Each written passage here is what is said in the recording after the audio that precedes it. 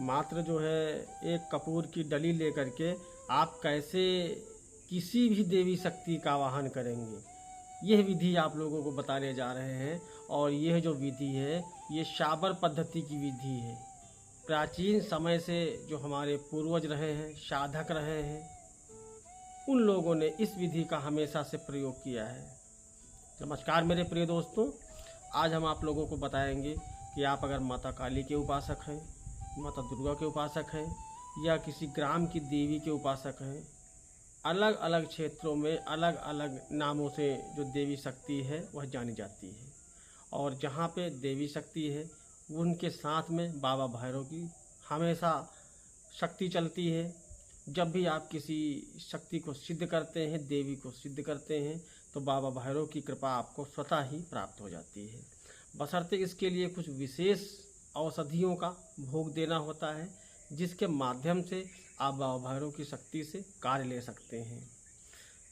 आप लोग मंत्र बहुत सारे पढ़ते हैं, साधनाएं बहुत करते हैं, लेकिन रिजल्ट उनमें नहीं आता है। कारण ये है कि आपको जानकारी का अभाव है। आपने साधना तो इंटरनेट से ले ली या किसी किताब से ले ली, पुस्तक से ले ली, आप मंत्र पढ़ते गए, लेकिन आपने उस मंत्र को दीक्षा स्वरूप किसी गुरु से नहीं लिया। और मंत्र जब ही कार्य करता है, सिद्धि जब ही सफल होती है, जब आप उस गुरु से लेते हैं मंत्र या साधना जिस गुरु ने स्वयं सिद्ध कर रखी हो। किताबी ज्ञान से कार्य नहीं चलता है कि आपने मंत्र को रट्टा मार लिया, बोल दिया, गुरु बन गए। ऐसा नहीं है। जब आप पहले उस गुरु का चयन करें जिसने वो साधना कर रखी है, उससे दीक्षा लें, साधना करें। साधना का जो रिजल्ट आएगा पूरा जो है 100% आएगा। तो देर न करते हुए मैं आपको बताता हूँ किसी भी देवी का आवाहन कैसे करते हैं। यह बहुत ही प्राचीन विधि मैं आपको बताने जा रहा हूँ। जो ऐसे साधक हैं जो दूर दराज गांव के रहने वाले हैं, बुजुर्ग साधक हैं, अगर उन्होंने अपने गुरु से गद्दी से सीखा है तो उन्हें शायद यह जानकारी प्राप्त हो, अन्यथा आज के आधुनिक युग में यह जानकारी किसी के पास नहीं है। करना क्या है, आप मान लिया माता काली का आवाहन करना चाहते हैं या आपके क्षेत्र में चामुंडा देवी का स्थान है या कोई स्थान है, आप वहाँ पर जाएं।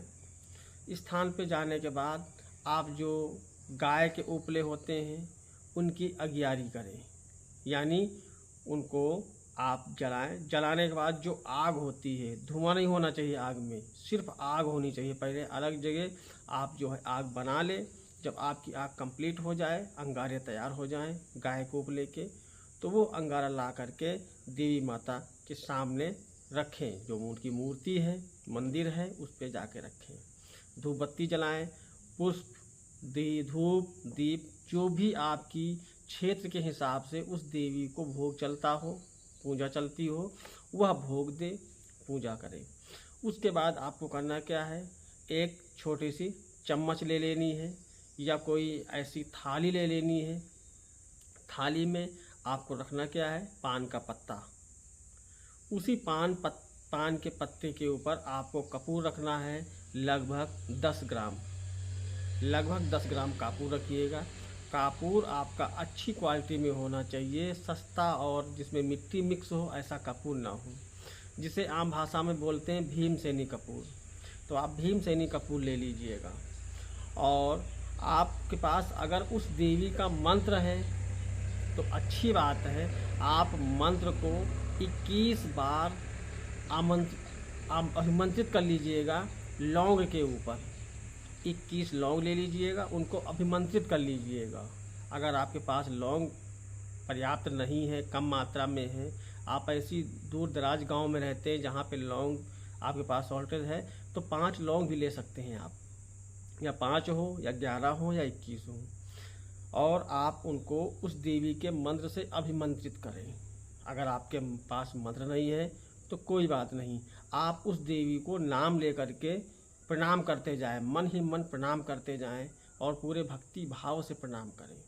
उसके बाद उन लौंगों को उस कपूर के ऊपर रखें, यानी आपकी थाली हुई, थाली में आपने रखा पान का पत्ता साबुत होना चाहिए, उसमें लगा नहीं होना चाहिए, कत्था या चूना ऐसा कुछ नहीं, बिल्कुल बिल्कुल पूंजा वाला पान होना चाहिए।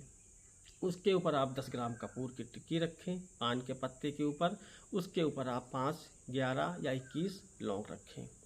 उसके बाद माता को प्रणाम करें और बोले माता भोग स्वीकार करें और अपनी हाजिरी दें। ध्यान रखिएगा, जैसे आप ये बोलेंगे, अगर आपके ऊपर वो शक्ति आती है या पूर्व में कभी भी आपके घर के किसी भी सज्जन व्यक्ति के ऊपर, आपके पिताजी के ऊपर या दादा के ऊपर वो शक्ति कभी अगर हाजिरी लेती होगी, तत्काल आपके ऊपर हाजिरी ले लेगी। इस चीज़ का विशेष ध्यान रखिएगा। अपने साथ कोई अपना भाई, चेला, मित्र जरूर रखिएगा, ताकि अगर आपके ऊपर शक्ति हाजिर हो तो वह वार्तालाप कर सके, क्योंकि आप तो होश में नहीं होंगे, शक्ति आपके ऊपर हाजिर होगी। तो इस तरीके से शक्ति हाजिर होगी। तो आपको करना क्या है, माता को प्रणाम करके आपको लौंग को, कपूर को जला देना है। जब लौंग कपूर जलने लगे तो आपको माता को आरती करना है। आरती करते जाइएगा। एक बार आरती किया, माता को प्रणाम किया और अपने मत्थे से ऐसे लगाया। पहले ऐसे आरती किया, माता को प्रणाम किया और मत्थे से ऐसे लगाया।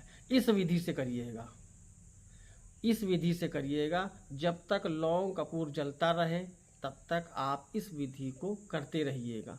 आप देखेंगे कि आपकी आरती पूरी होने से पहले, यानी लौंग पूरा जलने से पहले ही शक्ति आपके ऊपर हाजिरी ले लेगी। इस विधि से करिएगा।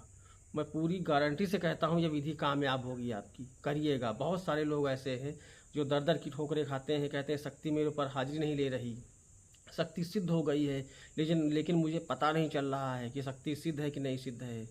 अगर पूरी तरीके से शक्ति हाजिरी नहीं ले रही है तो आप देखेंगे आपके कंधे भारी होने लगेंगे, आपको जमुहाई आने लगेगी, उबासी आने लगेगी, आपको एहसास होगा कि नहीं शक्ति मुझे एहसास करा रही है। अगर ये फील आपको करा रही है तो आप निराश मत होइएगा। अगले मंगलवार को फिर करिएगा। यह क्रिया मंगलवार की करिएगा।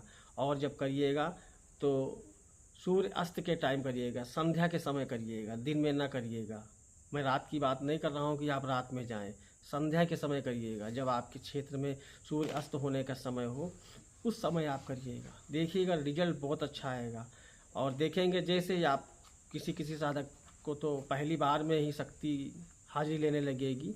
अगर पहली बार नहीं लेती है तो 1 बार 2 बार कर लीजिएगा, 3 बार कर लीजिए। 3 बार में तो बिल्कुल हाजिरी लेना ही लेना है देवी को।